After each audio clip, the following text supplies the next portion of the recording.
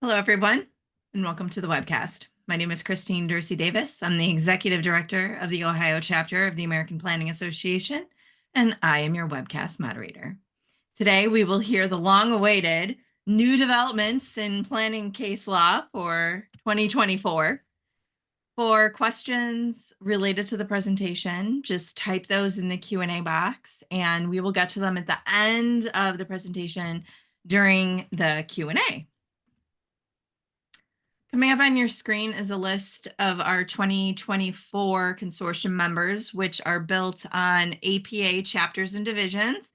So thanks to all the participating consortium members for making these webcasts possible and free to members. Today, we're hosted by the Illinois chapter of APA. So thanks to you for joining us and for bringing this session. Up on your screen is a list of our upcoming sessions. I can't believe it. I'm booked through March, I believe. We're moving quickly here in 2025 already.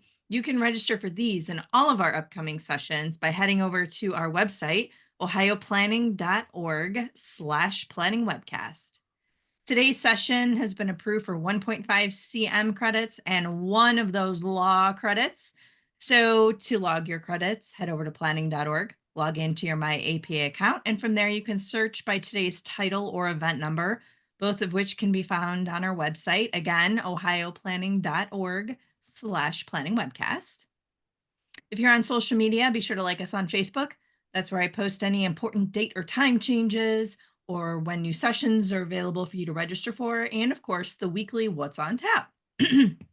We record all of our sessions and post them to our YouTube channel.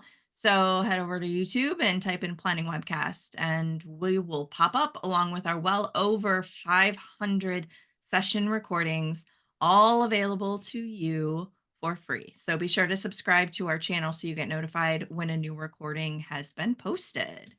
New this year, we have a subscribe option. So just take a picture of that QR code there, and you can sign up to receive one email a month from me, and it will include all of our upcoming sessions and any other important items that you might need to know as you're getting your AICP CM credits all logged.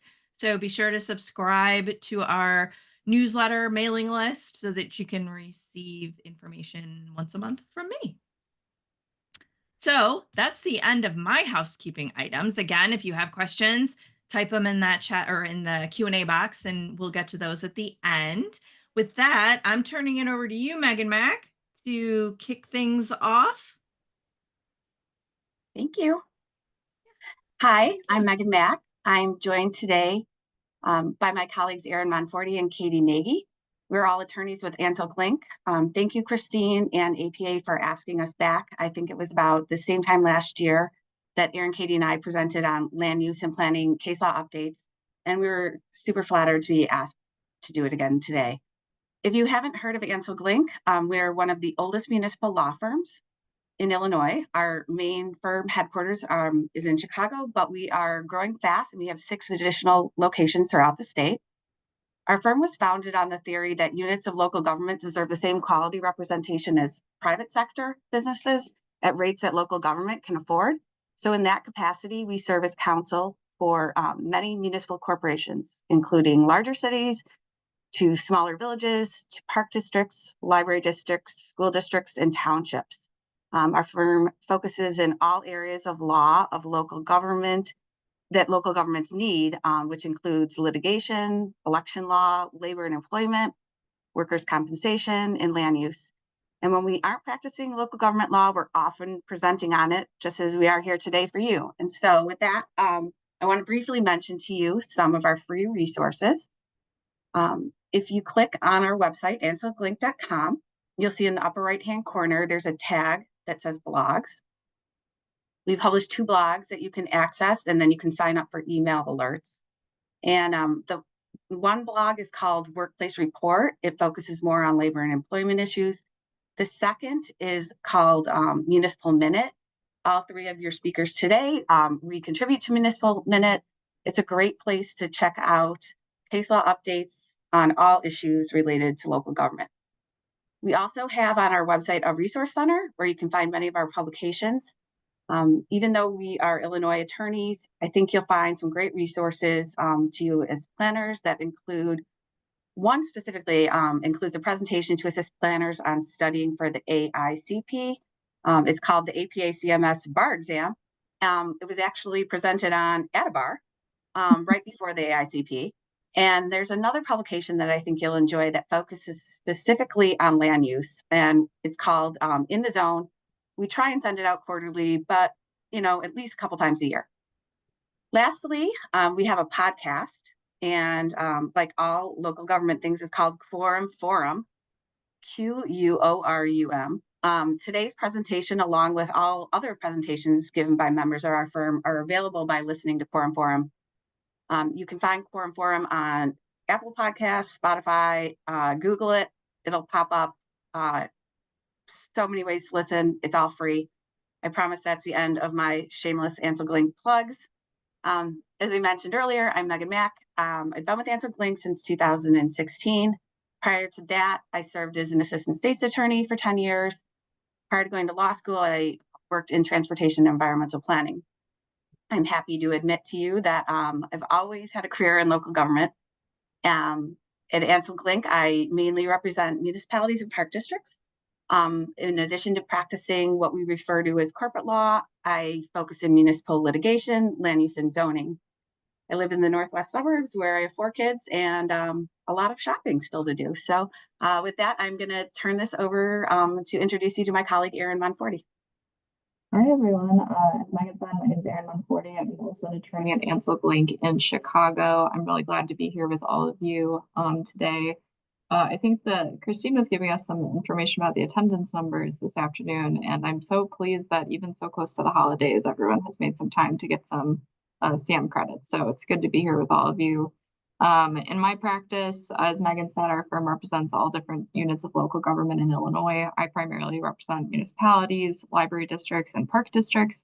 And I do a lot of land use and economic development work. I have some prior experience working with some local governments in Illinois in-house in economic development and with their corporation counsel's offices. And then most excitingly, recently, for better or worse, we've had a lot of land use litigation popping up at our firm. And so I've been helping a lot with those cases recently, which we'll be touching on a lot of issues today. And some of them come up in litigation, some of them come up on the corporate side, as Megan inferred earlier. So we're really excited to be here and presenting, and we'll take your questions at the end. And so I'll turn it over to Katie to introduce herself. Hello, everyone. I am an associate at Ancel Glink in the Chicago office. I am a Michigan State University alum, and then I went to University of Illinois, Urbana-Champaign for law school. So definitely a Big Ten girl at heart.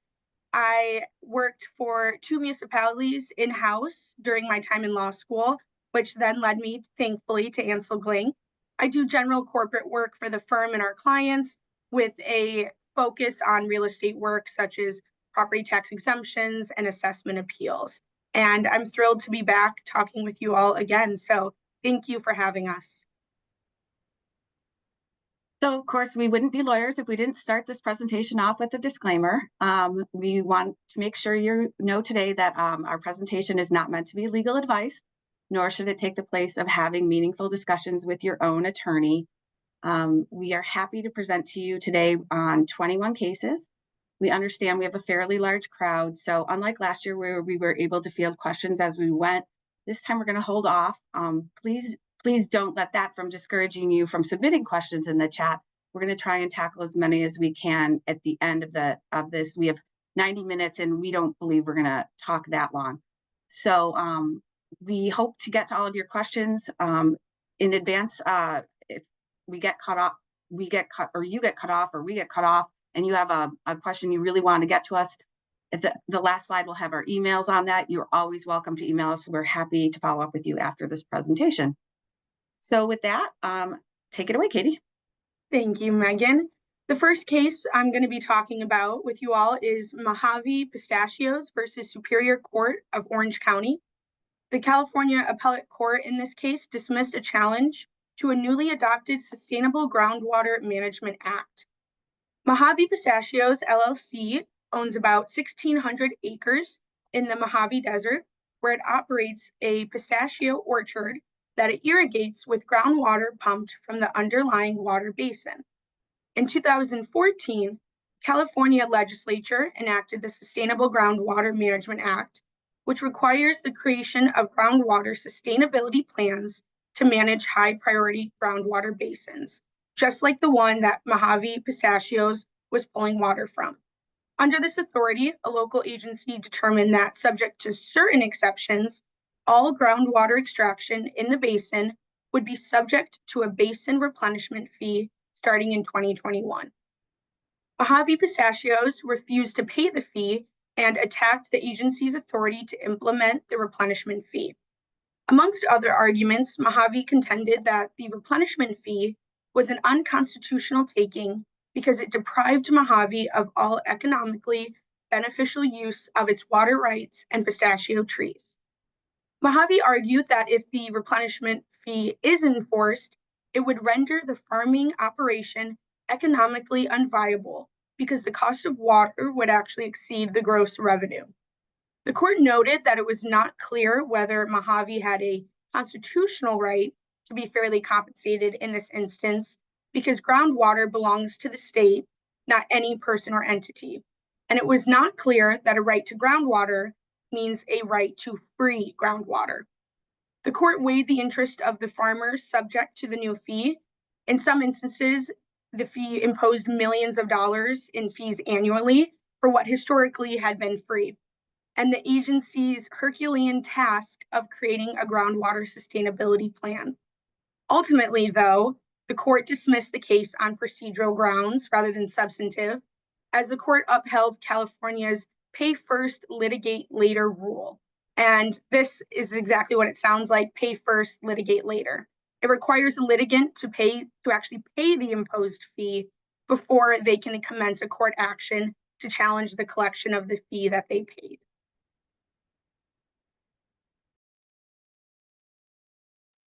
Great. And on the subject of takings and impact fees, this is a huge case that we've been talking about since it was issued earlier this year. And part of that is because it's a U.S. Supreme Court case. This is Sheets versus the County of El Dorado, California.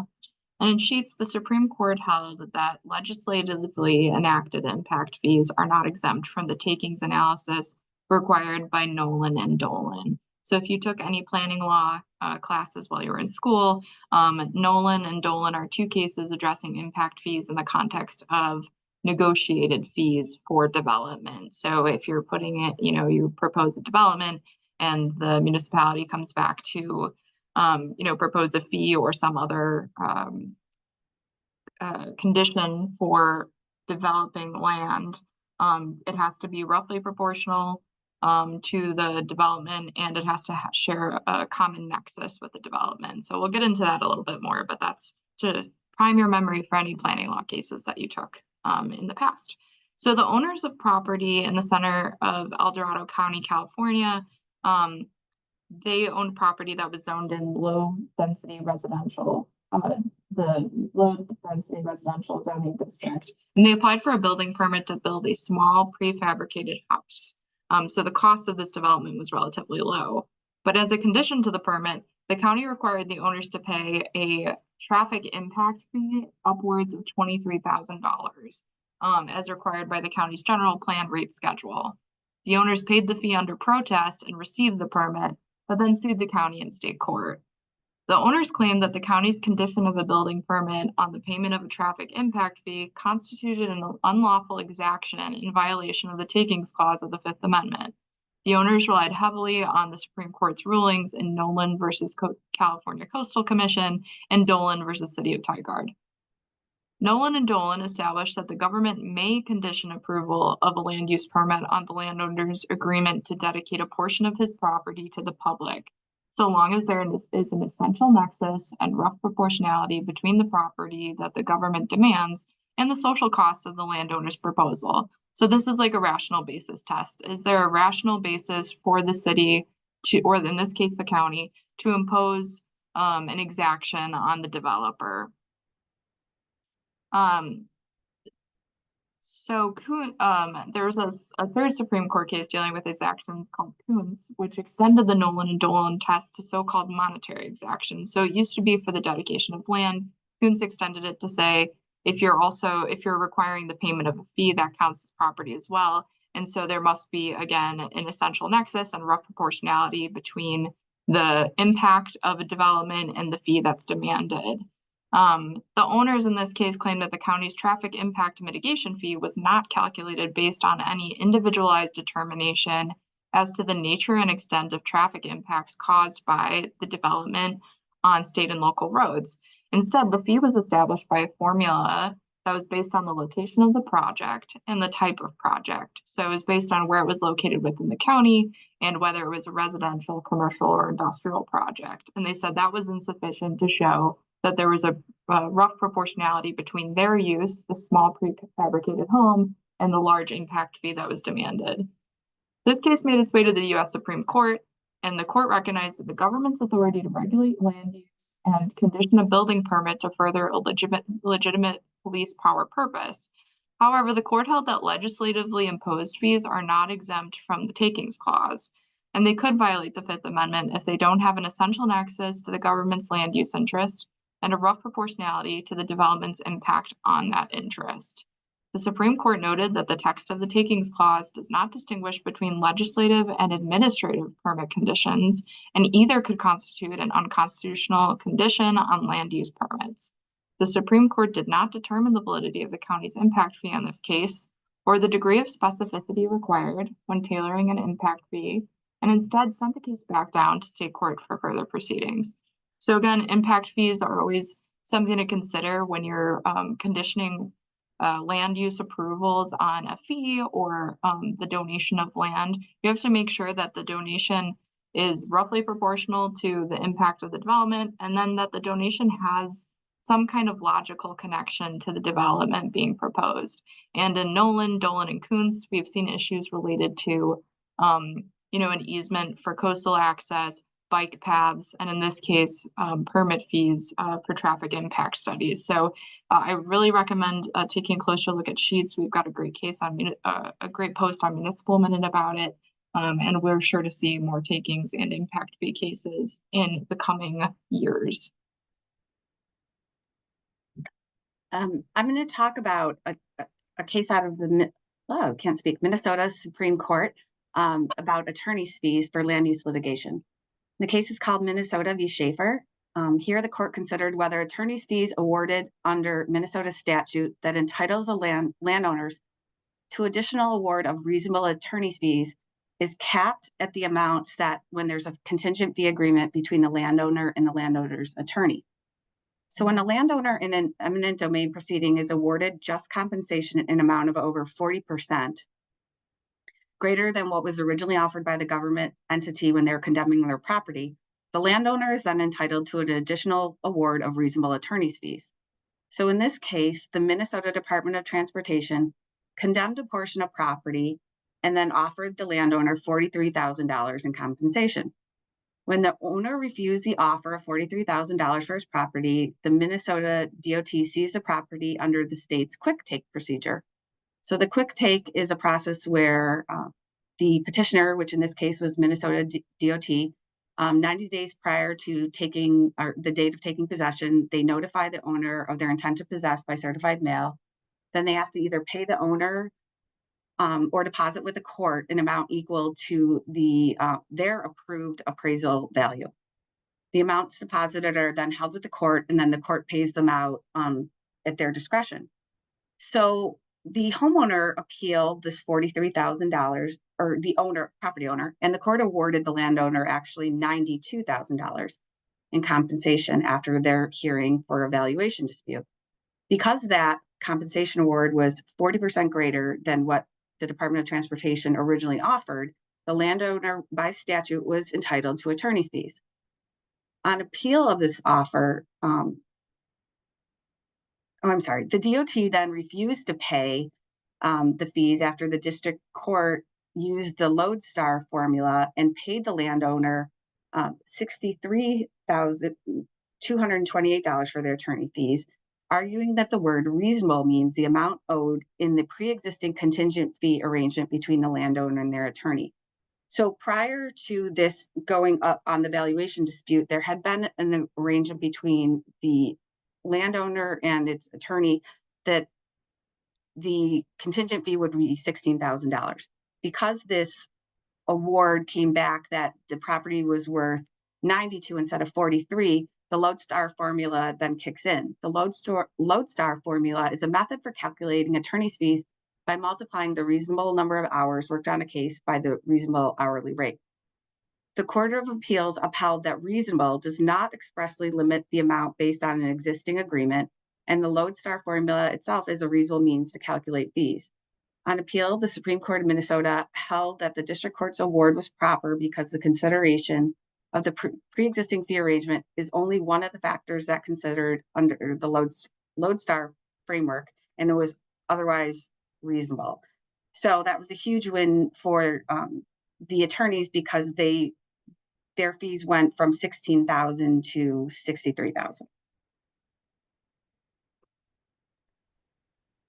Okay, I really enjoy this case. I think it demonstrates how closely zoning regulations should be watched when they're being enacted, as often there will be loopholes that businesses will take advantage of. So in 1995, New York City enacted zoning regulations targeting adult establishments for the first time by prohibiting adult stores within a certain radius of churches and schools. Many adult establishments complied with these zoning regulations through a loophole that exempted businesses from compliance with the zoning regulations if they limited their adult merchandise to less than 40% of the total store floor area.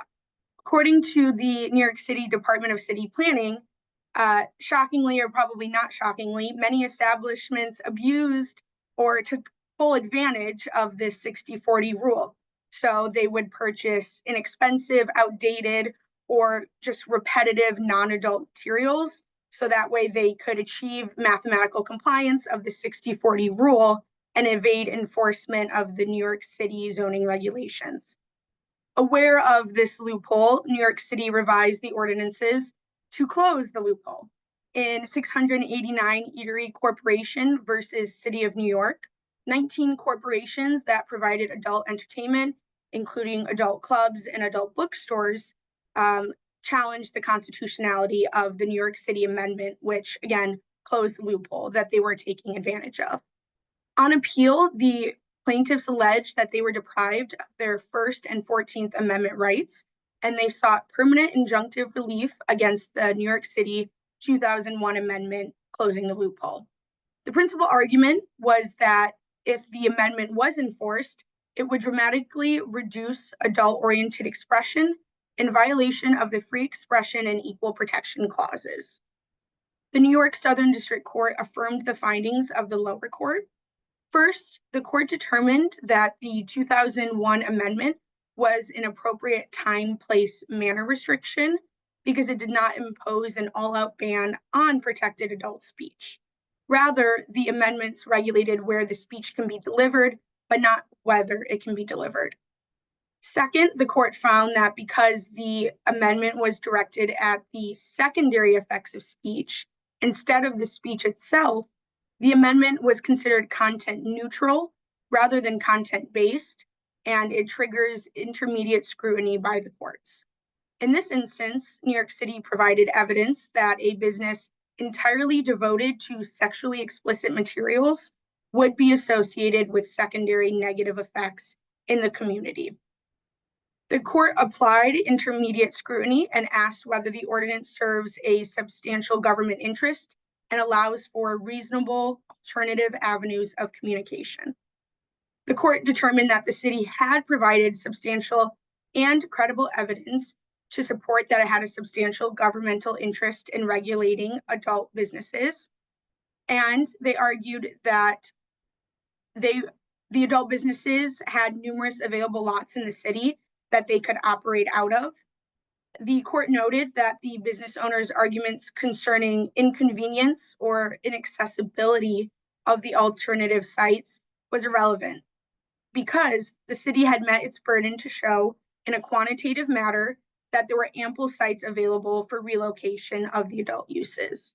So this case is a good example of, like I said previously, the loopholes that can often arise in zoning regulations, and that corporations will, or not just corporations, but that entities will often take advantage of those loopholes, and the authority to impose content neutral time, place, manner restrictions on uses that cause secondary negative effects in communities.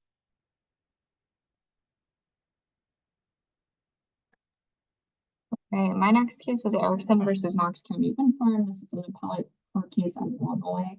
So in Erickson, an Illinois appellate court ruled in favor of a county and a developer in a zoning dispute brought by residents and neighbors to challenge the approval of a wind energy farm project in the county. And so just for some background context for our folks who aren't Illinois residents and planners, wind farms and solar fields have become a huge hot topic in planning in Illinois. Due to some recent legislative changes to the Illinois Counties Code. But we welcome questions across the board because this issue we think is going to become more and more serious since the perceived negative effects of wind and solar uses are pretty serious. And they impact an interesting area of uses, including agricultural and industrial uses. So in this case, a wind farm developer filed an application with the county for approval of a conditional use permit and variation to allow the construction and operation of a wind energy farm. The county approved the variation and recommended that the county board approve the conditional use permit. After the county board approved the permit, a group of residents filed a lawsuit against the county and the wind farm developer, asking the court to overturn the approval as irrational. The residents claimed that the approvals violated their procedural due process rights, were arbitrary and capricious, and that the ZBA had failed to issue findings of fact, meaning that the application did not meet the variation standards set out in the county's zoning ordinance. On appeal, the appellate court upheld the rulings of the trial court in favor of the county and the developer. First, the appellate court held that the residents had actual notice of the ZBA hearing and a meaningful opportunity to be heard at that hearing, and therefore they had no procedural due process claim that they weren't afforded those key due process rights. The fact that the notice of the hearing came shortly before the hearing did not violate their procedural due process rights because they had time to prepare and were able to cross-examine the developer's witnesses. So that's usually a great argument on a procedural due process claim, is that if the person who's claiming they didn't have their rights validated, they weren't able, the notice and hearing process was unfair. If they attended the hearing and were able to participate, that usually cuts against an argument that the procedures were unfair. Second, the court rejected the arguments that the approvals were arbitrary and capricious under a test that's active in the Illinois courts for substantive due process called the LaSalle factors test. So the LaSalle test is used to determine whether a municipal ordinance is valid, and the following factors are taken into account.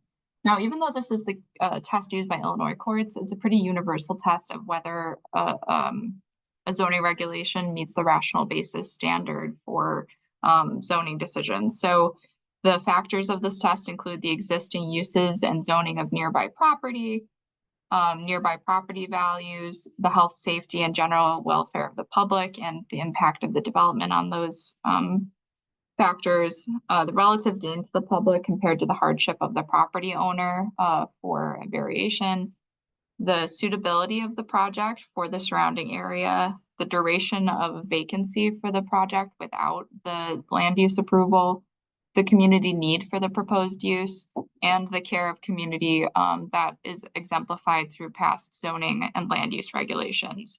The court in Erickson held that the residents failed to specifically argue these factors or anything related to the rational basis of the project to overcome the presumption of validity that's attached to local government's zoning decisions. Third, the court found that the ZBA did issue findings of fact after it granted the variation, and they supplemented these findings after the lawsuit was filed.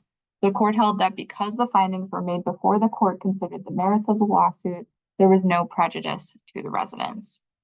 Fourth, the court rejected the residents' argument that the county was required to provide them with due process before it issued building permits for the wind farm.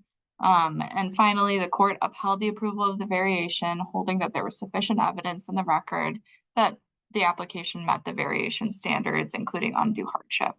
So I think, like I said, we'll see more and more of these cases as solar and wind developments are continually pushed for. I know that in Illinois, there are some rebate programs, and I think the federal EPA has some as well. So there's a huge incentive for these developments right now.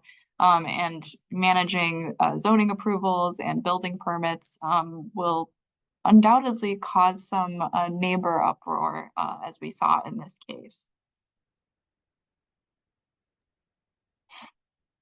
So this is our second Supreme Court case that we're discussing today. The last one Aaron talked about was the Sheets case.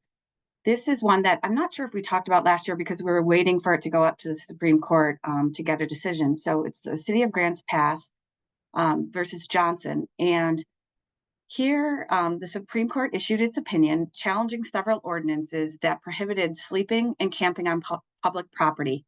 The City of Grants Pass had ordinances that prohibit 1, sleeping on public sidewalks and streets, 2, it prohibited camping on public property, and 3, prohibited camping and overnight parking in city parks.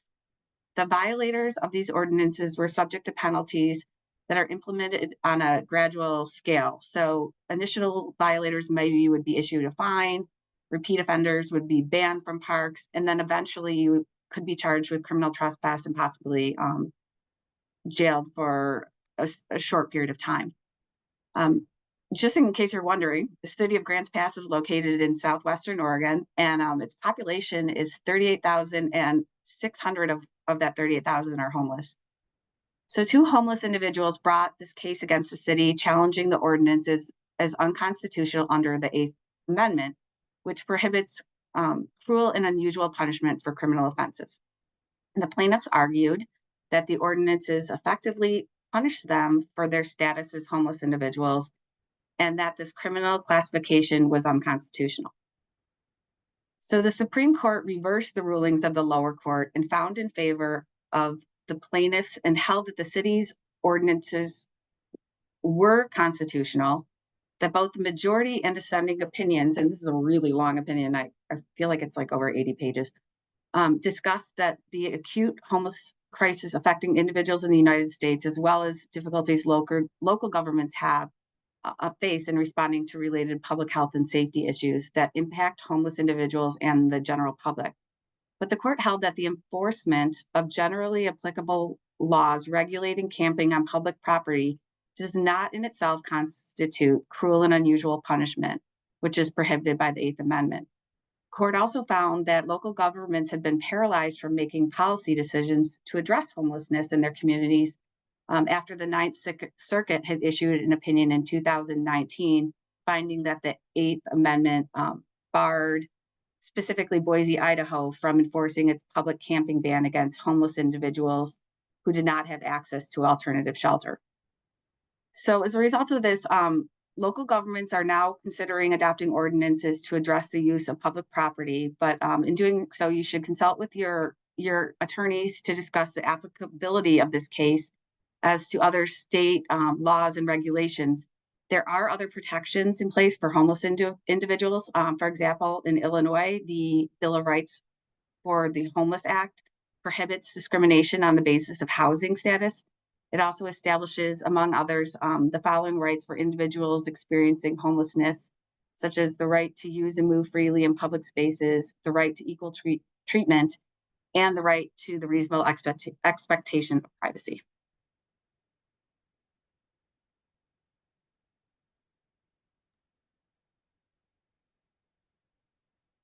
Okay, another U.S. Supreme Court case in De Villiers versus Texas. The United States Supreme Court vacated a Fifth Circuit Court of Appeals decision and ruled that the impacted property owners had a cause of action to seek just compensation against the state of Texas. In this case, Texas undertook several projects to facilitate the use of a portion of the interstate highway as a flood evacuation route. It installed a barrier along the highway median to act as a dam in order to prevent stormwater from traveling south of the road. The De Villiers family owns a ranch on the north side of this median dam.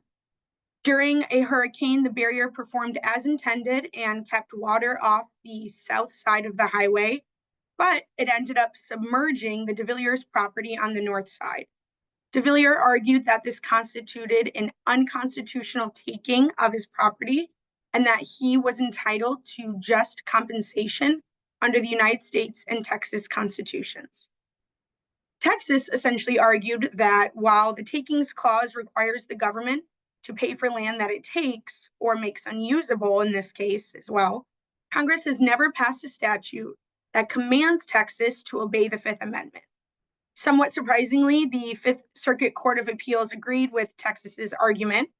It held that the Fifth Amendment takings clause, as applied to the state of Texas, did not provide a right of action for takings claims against the state. On appeal at the United States Supreme Court, the Supreme Court unanimously disagreed with the Fifth Circuit Court of Appeal. So that gives some indication on how it was somewhat clear to them that this case should have gone the other way. So the Supreme Court noted that Texas state law provides an inverse condemnation cause of action. That essentially means that property owners can seek damages from a government entity when the government entity takes property without using the eminent domain procedures. Therefore, property owners could use the inverse condemnation cause of action to bring takings claims under both the United States and the Texas Constitution. However, I just want to note that the Supreme Court did not address the specific issue of whether the takings clause itself creates a private cause of action for damages. As I noted, it looked to Texas state law, which provided the inverse condemnation cause of action. So that is important to note that they did not decide the initial issue presented.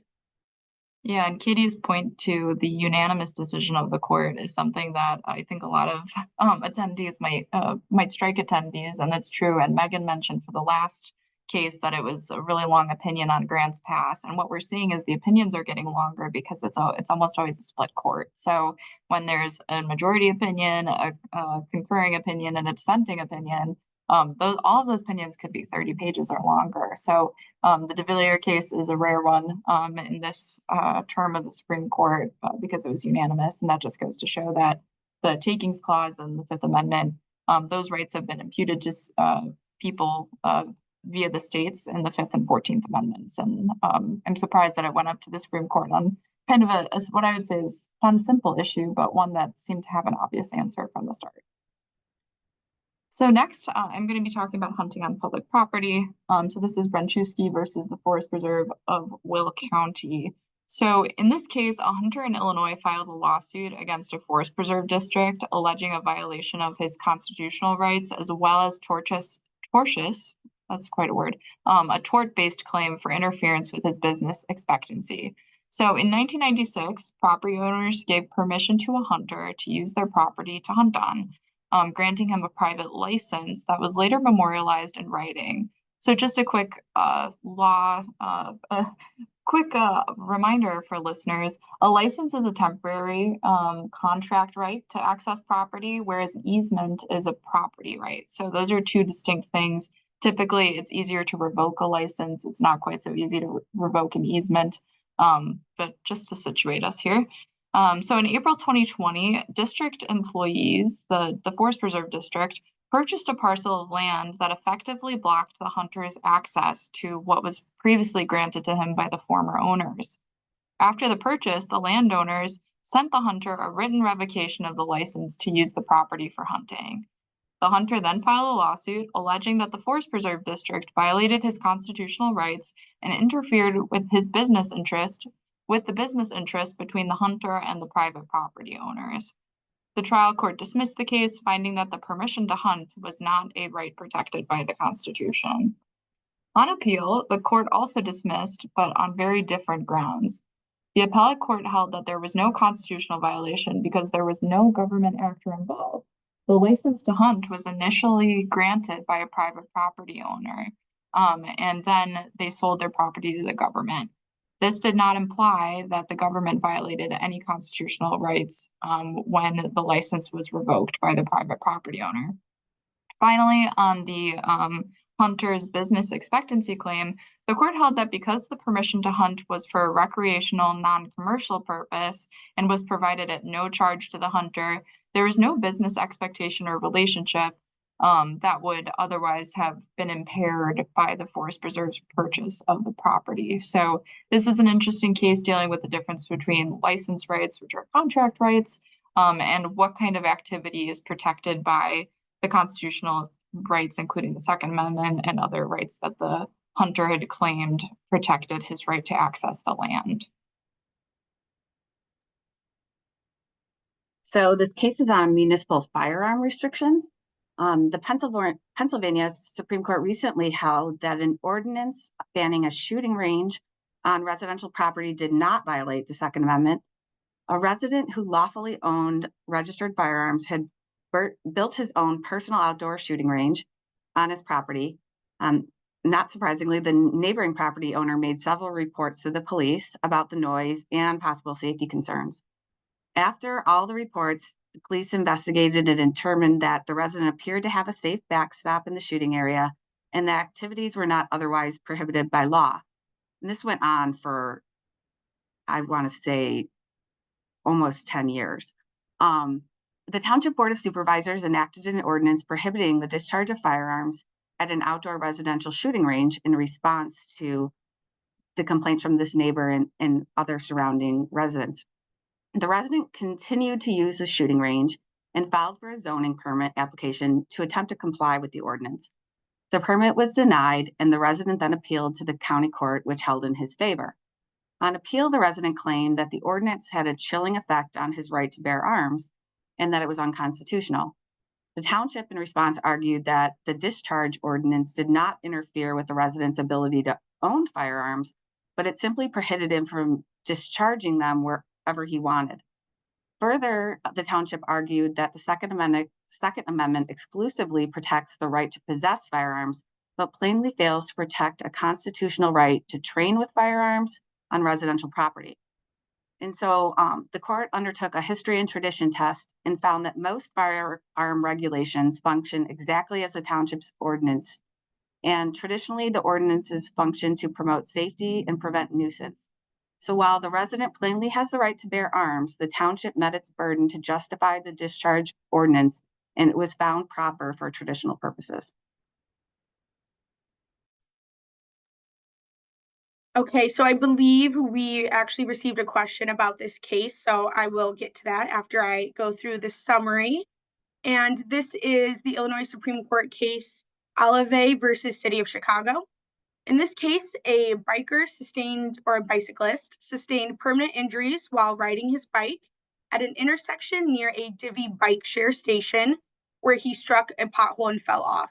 For those of you who may not know, Divvy bikes are sort of rental bikes that are just sitting on sidewalks throughout the city of Chicago. I'm not aware of their national presence, but at least in Chicago. And you connect to your phone, you can rent it for your ride, and then you put it in sort of a docking station at the other location you ended up at. So the biker was riding his bike at an intersection near a Divvy bike share station, and he struck a pothole and fell off.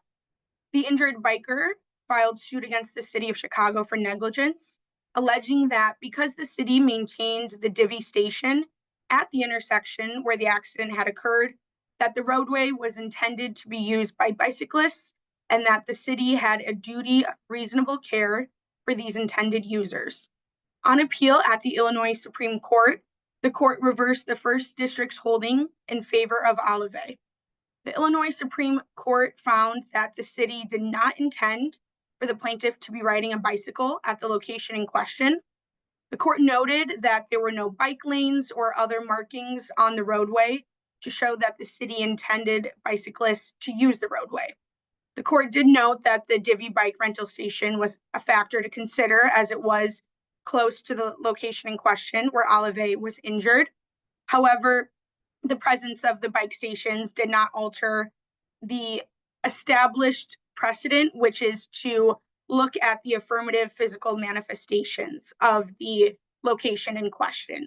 Like I mentioned, bike lanes, markings on the roadway, something to show that the city did intend for bicyclists to be riding their bike in that area. So while tort immunity laws vary state to state, any community looking to improve bicycle infrastructure needs to be aware of how these plans may impact the potential liability of the government entity. If a bicycle lane is the permitted area for bicycling, the upkeep of those lanes should reflect the duty of care that is owed to the bicyclists. And we got a question from Ben that I'll just touch on really quickly. He asked if there's been any updates or similar cases, and I am not aware of any updates or similar cases. As I said, this was the Illinois Supreme Court decision, I believe, end of 2023, if I'm not mistaken. So I am not aware of any updates to this. Yeah, and the one thing I'll reiterate is that, as Katie said, tort immunity laws differ state to state. And one thing that's important about this case is the assessment of the city's duty to the bicyclist owner. So, the court found that there was no evidence of a particular duty since the roadway was not intended for bicyclist use, since there was a bike lane. But there are other, it's not just signage and striping that can show that it was intended for a particular use. If there are regulations governing bike lanes versus the use of roadways, if that's evident in your zoning code or other ordinances where bikes can be ridden, that can also bolster a municipality's claim that it was not an intended use of the roadway to limit the municipality or county or whatever regulating body's duty to the bicyclist. Right. So in this case, the Regents of the University of California approved the construction of a new hospital on its campus in San Francisco. A group of property owners residing near the proposed hospital sued to enjoin the construction, claiming that the hospital would exceed local building height and bulk regulations and would be a threatened nuisance per se. So the Regents of the university argued that because the university is a state entity, it is immune from complying with local building and zoning regulations when engaging in a governmental activity, such as constructing university buildings. And the court agreed. So the California Constitution establishes the Regents of the University of California as a public trust with full powers of organization and government. This unique status allows the Regents to have immunity from local regulations unless the state or constitution has expressly waived such immunity. Generally, when the state engages in the construction and maintenance of buildings, it's not subject to local regulations. The court concluded that the Regents are exempt from relevant planning and zoning codes because the neighbors did not and could not allege that the construction of the new hospital has no relation to the Regents' governmental function of providing education. And I wanted to share, I found this morning, I was doing some work on a similar issue this year, and this is a blast from the past. So this is a Society of Planners update from 1958 about this very issue. And this comes up once in a while. So when state agencies, in Illinois, we have the State Board of Education, we have a bunch of, Illinois Department of Transportation, we have a bunch of state agencies that are very active. And sometimes there comes an issue where local government, a county or municipality, has an interest in regulating a use in a way that conflicts with what the state is hoping to do. But kind of the bottom line usually is that the state, an arm of the state preempts local zoning authority. But as mentioned in the last paragraph here, usually there's no reason for a state to disregard local zoning plans. It's in everyone's best interest to kind of get along especially because the constituents are a common group of people. So just something interesting that I pulled off, I think this was on the APA website, don't quote me on that, but these interesting updates and reminding everyone that what's old is new again in local government law. So this case involves the regulation of short-term rentals in the city of Chicago. And while it's very much a local case, it probably has application to something similar to your community or to larger cities who often seek to regulate short-term housing rentals. So in Henderson versus the city of Chicago, Henderson was the property owner. He appealed to the Department of Business Affairs and Consumer Protection after he was denied an application for what they call a commissioner's adjustment to allow for 2 additional shared housing units within a multi-unit property that he owned. The city of Chicago's municipal code prohibits registering shared housing units if it's not the host's primary residence. But where a petitioner applies for what they call a commissioner's adjustment, the commissioner can make an exception based on the surrounding circumstances. So Henderson had applied for a commissioner's adjustment, which required him to demonstrate that permitting a shared housing unit would alleviate an extraordinary burden predicated on unique and unusual circumstances. And he originally was given an adjustment to Unit 1 of his property because he was able to cite lost costs and rents that lingered from the COVID-19 pandemic. However, he then went back and what resulted in this case is applied for 2 more units. He thought that after he received the granted adjustment, he would apply for the other 2, and based on the same presentation of evidence, it would be granted. And instead it was denied as to the latter units. So he then sought administrative review, which goes to the circuit court. And this went then the review of that then went up to the appellate court. So he went back and sought an adjustment for the other 2 remaining units in the same property, and he essentially argued the same facts, which didn't put him in a strong place to begin with. The court considered the commissioner's factors for review, which was the number of units in the building subject to the adjustment, the degree the adjustment varies from statutory limitations, and the economic hardship that results of the denial, the welfare of the surrounding property owners, and the evidence that was presented by the applicant himself. The appellate court held that it was within the commissioner's discretion to deny Henderson's application and affirm the decision of the commissioner. And I was curious because they mentioned the address here, and it was 1151 West Waveland, which to me sounded like Wrigley, and it is. So I looked it up, and of course it's a block down from Clark and right down the street from Wrigley Field, in case you're curious.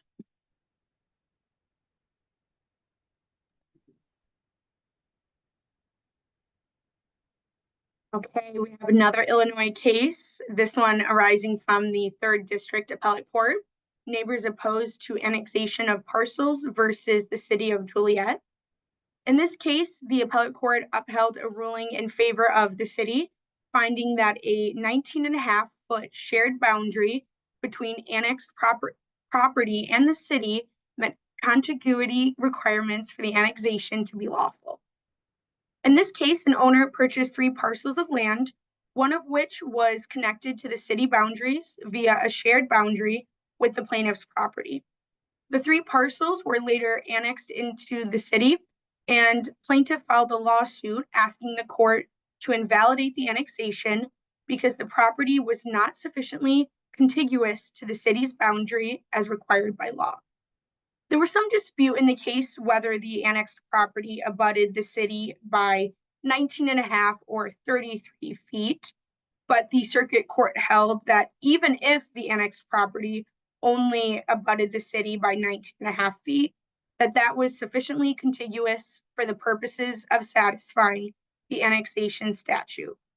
On appeal at the appellate court, the plaintiff argued that the circuit court failed to provide reasoning for its ruling and that the properties were not sufficiently contiguous to the city. First, just sort of procedurally, the appellate court held that it was irrelevant that the trial court failed to provide sufficient reasoning, and more relevant for our purposes, the court held that although there was some dispute as to the nature of the shared boundary, that there is no set law for how long a common boundary must be, and that the 19.5 feet was sufficient to satisfy the contiguity requirement of the annexation statute. The court noted that the boundary was parallel and adjacent to the existing municipal boundaries in a way that courts typically find property to be contiguous. The annexed property was also located in a position that would allow the city to gradually and naturally extend services to the new annexed property, such as fire and police protection, and this also favors annexation.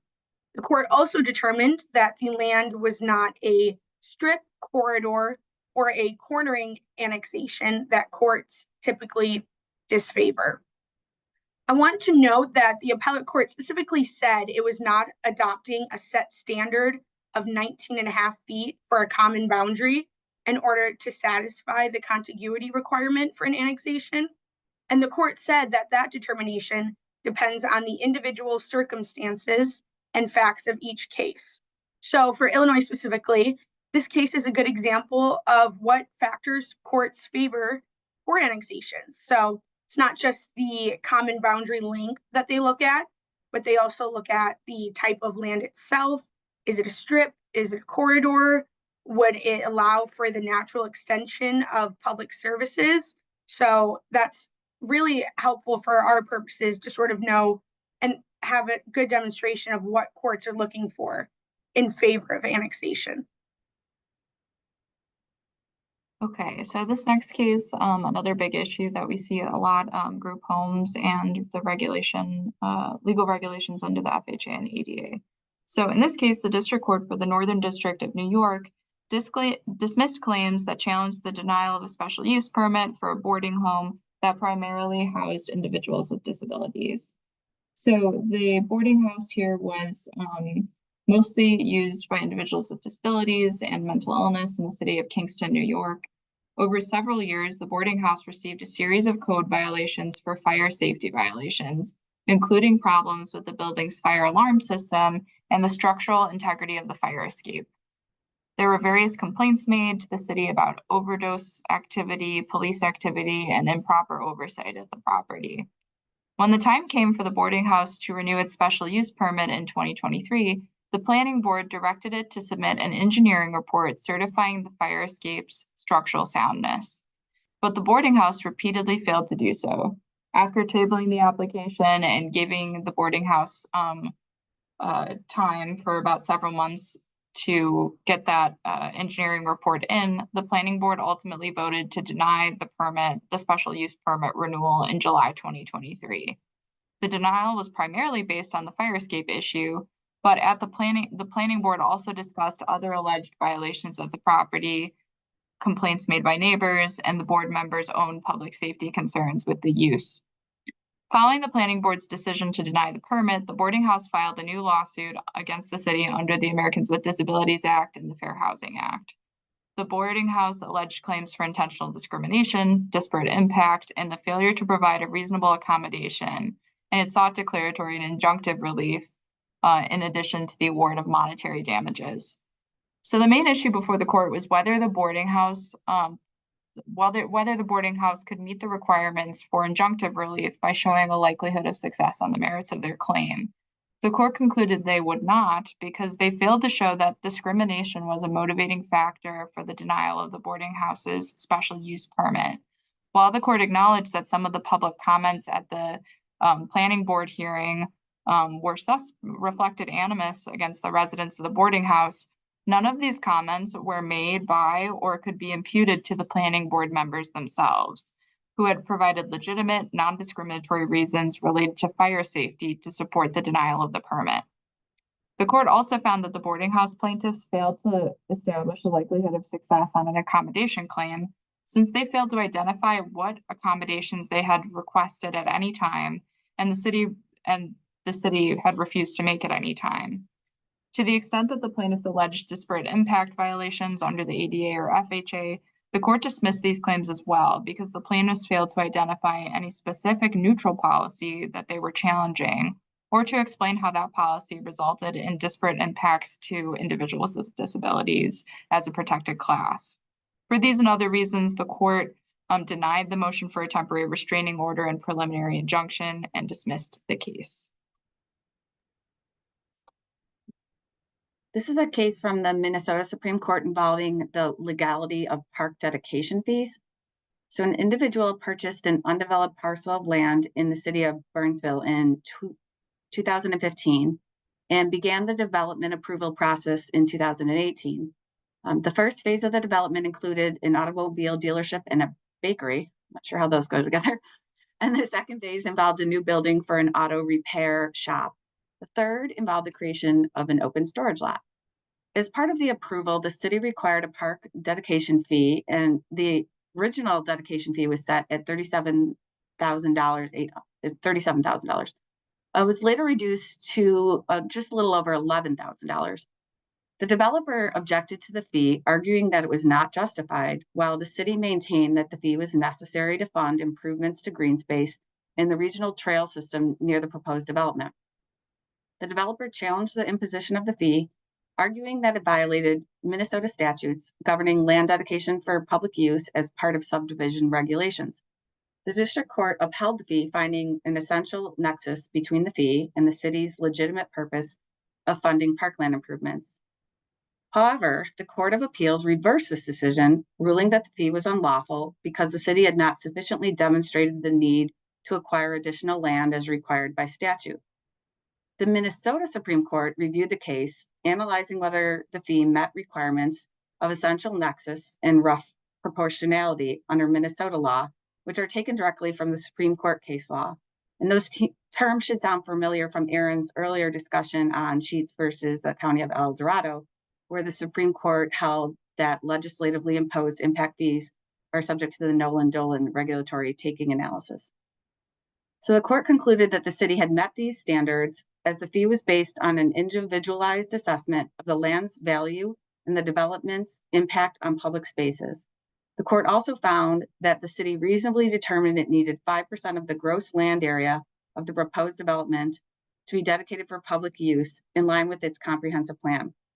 As a result, the court reversed the Court of Appeals decision, affirming the legality of the park dedication fee imposed by the city.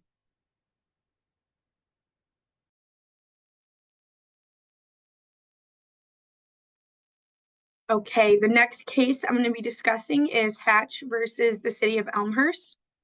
So we're actually going to go back for this one before we kind of get to more present time. So in 1970, actually, 4 landowners successfully sued the city over zoning regulations that prevented them from building apartments. The decision forced the city to allow the project subject to certain restrictions, which included prohibiting structures on certain areas of the property unless specified adjoining lots were held by common ownership.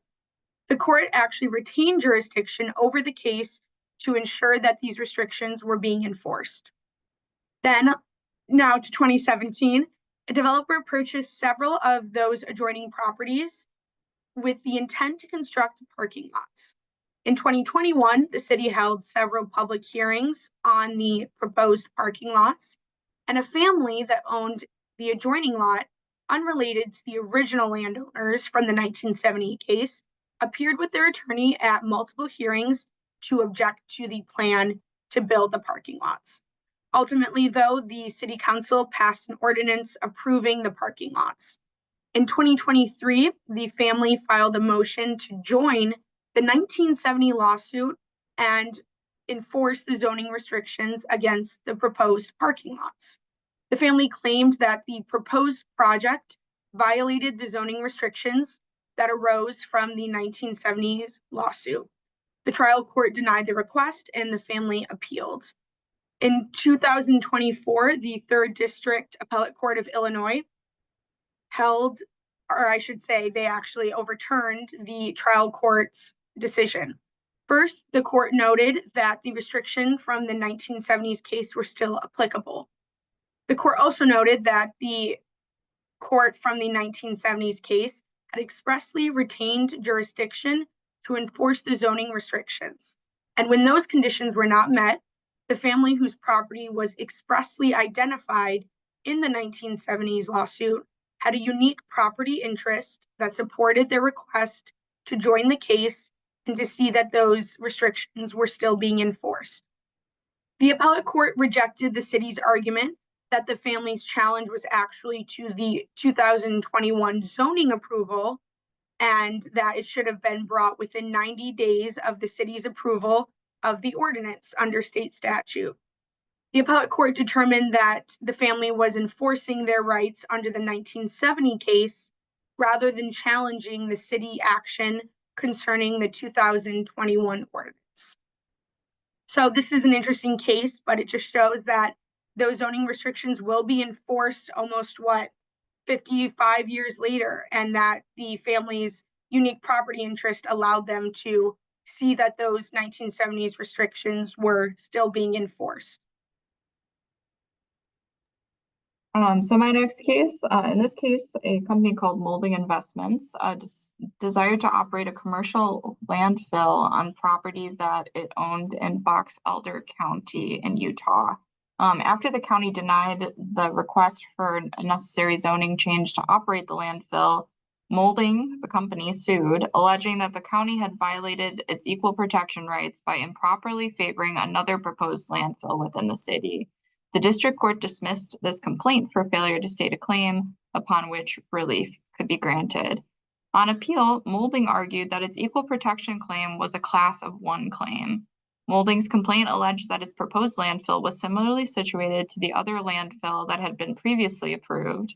And they were similar because they were both located in Box Elder County, both were publicly opposed based on similar concerns, and both landfills were not situated within a landfill corridor as required by the county ordinance.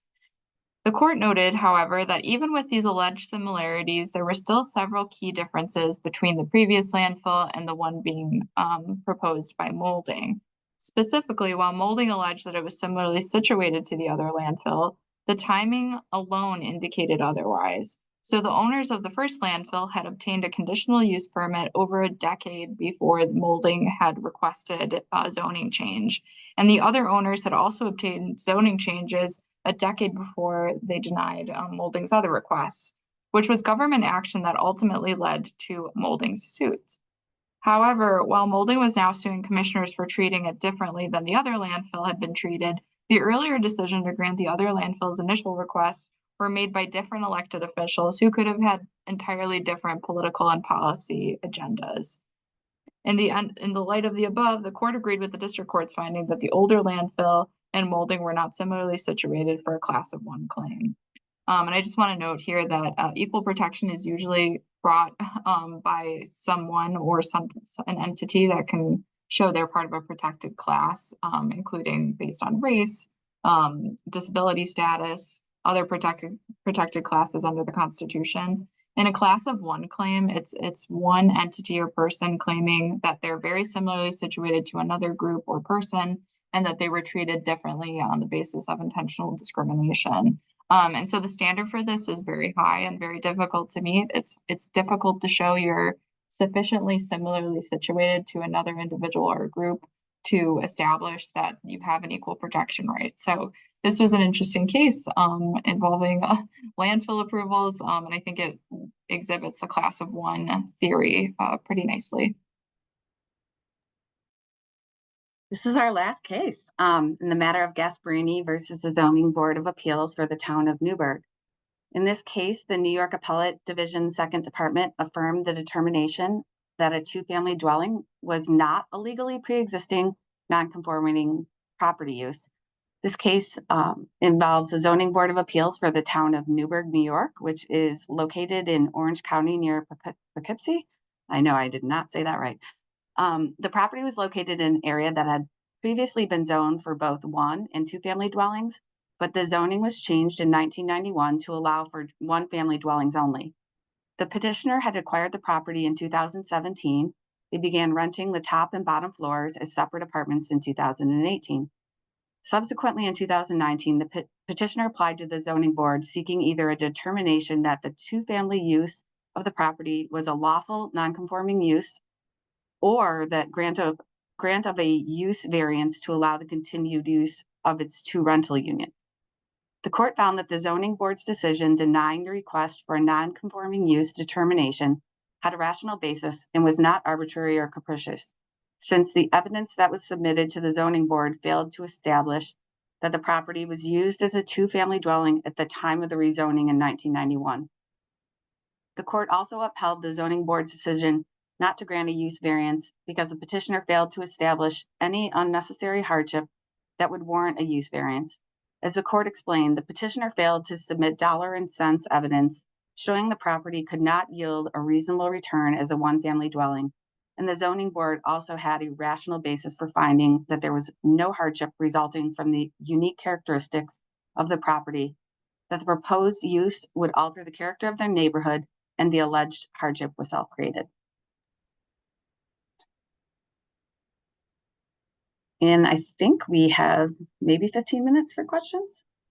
I think that's appropriate. Wonderful. Okay. The folks want to talk more about the Alave case. Yes. Alave case. No, And honestly, I have questions too. I think this is really it's an important case and it's an important topic. And I think this could come up at any moment for any number of communities. And I don't even know what else to ask other than, you know, folks have questions. So the first one is a bicycle lane shown on the city of Chicago's plan, either the master plan, transportation plan, a neighborhood plan, whatever, because that, I guess, could impact the negligence of disrepair of the roadway. But then, boy, does that set a precedence, because we don't want our communities to not include bicycle lanes for fear that everyone is going to take them to court should they hurt themselves on the road. um thoughts on that question? Interesting. I think the question about whether or not including something in a plan gives rise to a duty is always something we're cognizant of, and it's odd. One thing that Katie mentioned earlier that I thought was really important is like this is an interesting application of tort immunity, negligence case law and planning, which we don't see very often. Usually tort immunity relates to we see a lot of it with parks and recreational property. We see a lot of it related to slip and falls on the sidewalk that aren't necessarily like a planning issue. It's more of a maintenance and upkeep issue. So I think, Bruce, your question is well taken. If a bicycle lane is shown on a plan, does that mean that the city has a duty to keep it in minimum repair, and that would impact?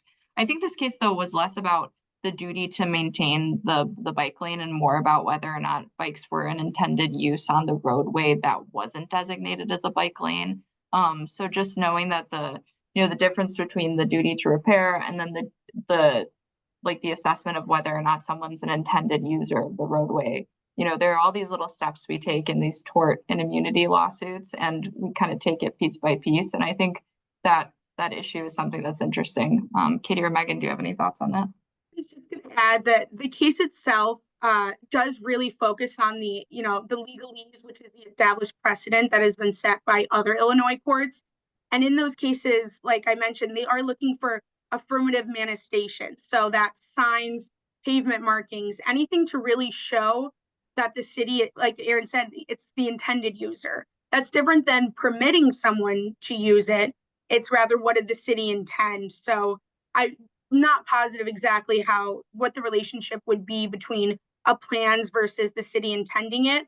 But at least for the legal side of it, courts are looking at what is around the area. Does it show that the city intended it to be used in this manner? I know that every time we've talked about this case, and it's mostly amongst Chicago area planners, that it gets a lot of hate, just on the sense that how could you make the argument that you have a divvy bike rack there and you don't intend for people to use the sidewalk next? I mean, just logically, I think it frustrates people. Could you explain and maybe give a couple examples of you mentioned tort and immunity laws or things? Could you've mentioned it several, you all, I think, have mentioned it a couple times. So for those of us that maybe haven't had land use law since grad school, you could talk a little bit about that and kind of the implications from the planner's perspective on this. Sure. So this is a big topic in Illinois. Local governments have enjoyed broad tort immunity under a statute in Illinois. So that's why we're saying it varies state to state, is that the reason Illinois municipalities and other units of local government enjoy some immunity from cases, including negligence lawsuits, is because of the statute. But basically, the tort immunity law in Illinois provides a whole range of different actions that local governments are immune from suits for. So one of them that we use a lot is like the enactment or failure to enact some kind of ordinance or resolution. Another one is the failure to grant a building permit. The city is immune from a lawsuit based on that failure to grant a permit. But some of the more traditional ones are, when we're looking at tort immunity, that's one half of the problem, and we get to that eventually. But before the city can claim it's immune from a lawsuit, the plaintiff has to show that the city had a duty. So they're all, like I said, there are these little steps we go through in litigating tort cases for cities, whether it's a slip and fall or a bike lane problem. And so in this case, and Katie, you can step in and correct me if you're wrong. I think the court ultimately determined that the case had to stop at that first question of whether the city had a duty, because the thought is that a municipality doesn't have a duty to someone if they're not the intended user of a roadway or sidewalk. So if you're not part of the, and I know a lot of folks, I've been seeing the comments like, how could you possibly not be an Yeah. intended user of the roadway? And honestly, I am surprised by the Olave case because in the past, as people mentioned, there are a lot of cases on riding bikes on the sidewalk, and cities and municipalities almost always win because a bicycle is not an intended use of the sidewalk. Whether or not the inference that a bike lane could, the bike lane is the only mode of transportation for folks who are riding a bike on the roadway, I think that's a bit of a stretch. Like if you veer out of the bike lane and get in an accident, are you not an intended user? And if I had to guess, even though we haven't seen much development in this over the past year since Olave was decided, I would be surprised if there weren't more and more cases coming, especially with the prevalence of transportation planning, including like multimodal transit and bicycles. And scooters, like And scooters, e-scooters, yeah. there was another question in here, and only because I don't want to spend the whole time talking about Olave No. because Yeah. there was a good Sheets question. Yes. I'm trying to scroll to it. Do you have it, Christine? Yeah, I do. Because I pinned it. I may have missed it, but in Sheets, did the county not do a mobility fee study to back up the rates? My take on this case is that it's really important for a jurisdiction to have a well-backed fee study, but that also the impact fee ordinance has an alternative independent study option for those uses that don't fit into this schedule perfectly. Yeah, so I think one thing to mention about Sheets is that the case was sent back down to the trial court so that it could determine whether or not the fee itself was fair. The court's main holding in Sheets is that whether an impact fee or exaction is imposed by negotiation and contract. So if you have a development agreement and as a condition of development, you ask for a certain sum of money as a traffic impact fee, that's clearly subject to the regulatory takings analysis. In this case, the fee was imposed because the county had passed an ordinance setting forth a table of fees that were applicable to different areas for traffic impact. So I think at the lower level, and if the local district court in California determines whether or not the fee was reasonable, that would be an interesting decision to see come out. But yeah, I think you're right, Cynthia, that it is really important for local governments to have fee studies that are well backed and have good justification and reason for imposing fees the way that they do. I think that's entirely a good reading on Nolan and Dolan so that you can establish that essential nexus and that rough proportionality. I like the last comment because that I think was the most appalling part of the case. Is this was like supposed to be like a tiny house. It was a container, and yeah, it's $23,000 they wanted in an impact fee. So I have a very broad question, and I'm going to equate it to like how a bill becomes a law, but only it's going to be how a lawsuit gains traction and gets into a court. And at what point, does a circuit court say, yeah, I'll take this case, or even like a state Supreme Court, like, yeah, like what are the ins and outs of how these lawsuits come to be and like I said, kind of gain traction and the courts choose or don't choose to take it on. How does that work? So I think the quickest answer to that is the courts that choose are the Supreme Court level, whether the state court or the federal level. Those are the courts that have the ability to take something because enough people, like we mentioned when we talked about the Grants Pass case, we were on hold hoping that court would take it up because there was so much controversy over not being able to regulate homelessness in parks. And there were, really good arguments on both sides. Was it cruel and unusual? You're giving somebody an ordinance violation ticket for being homeless. So that went up because the Supreme Court felt like they needed to hear it. For your normal cases, that's not how they get there. So, for example, we mentioned a couple cases that were more like administrative type. Even the last one I just talked about, which was something that was a decision made by, I think, a zoning board of appeals. And then the case I talked about that had to do with the property owner near Wrigleyville, those were more like commission-like cases. So when then they get appealed, their first appellate level is the trial court, like circuit court. Most cases, though, start in circuit court, and then someone has to appeal it to get to the appellate level. And then if the appellate court declines or differs from that, then it can go up to the Supreme Court. But it doesn't always work that way. So I don't know that I gave you a very good answer. Jump in, Aaron and Katie. Yeah, I mean, it's complicated. Civil procedure is like I think everyone's least favorite class in law school for the most part.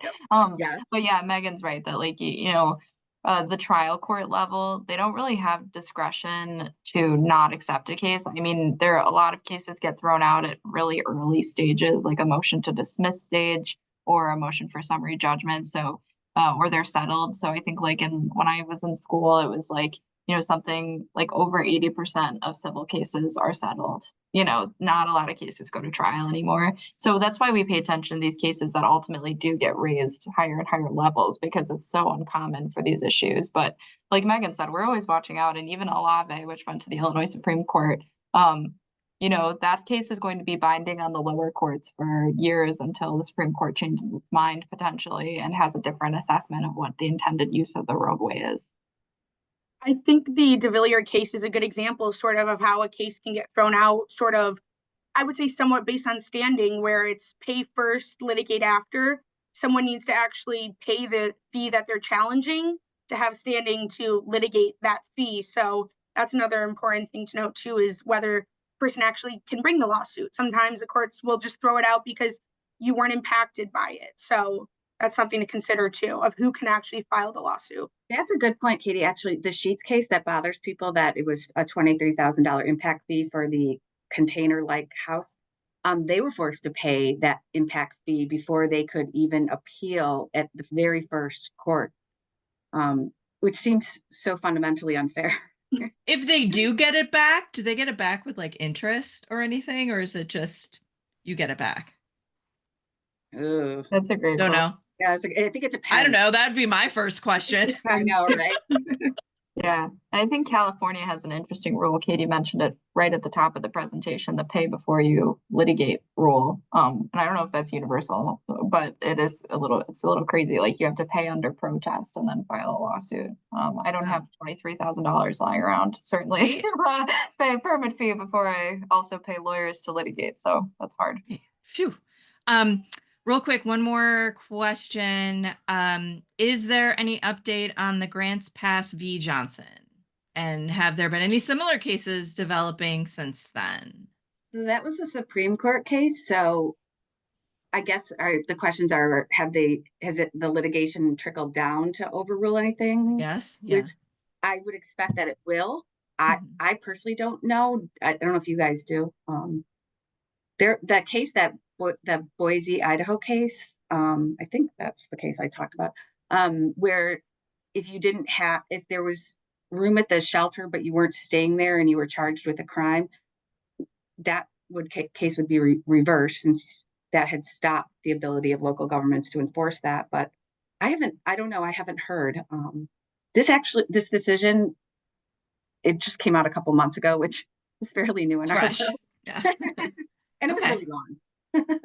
Yeah, now our deal is policy making has become complicated because of Grants Pass. So we're dealing with the aftermath on that side of it, is like, how do we regulate this activity under the decision in Grants Pass?